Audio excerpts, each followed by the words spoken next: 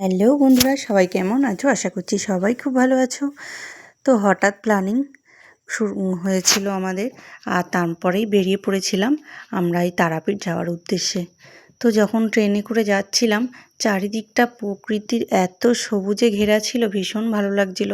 আমি না যখনই এরকম জায়গায় কোথাও যাই আর বাইরে দেখি এরকম সবুজে ঘেরা, তখন আমি আমার ক্যামেরা বন্দি করে নিই জায়গাটা। এত ভালো লাগে, কারণ আমাদের এখানে তো এখন আর এরকম সবুজে ঘেরা দৃশ্য দেখা যায় না।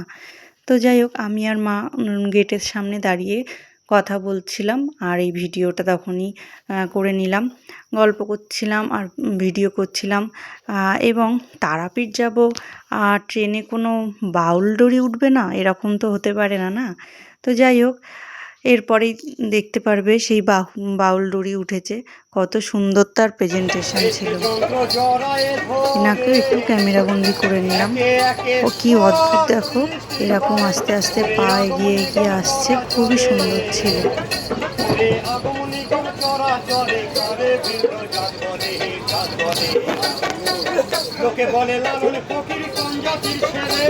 তো এই ছিল আজকের ভিডিও। কেমন লাগলো অবশ্যই জানিও। যদি ভালো লেগে থাকে একটা লাইক এবং সাবস্ক্রাইব করে দিও। Thank you.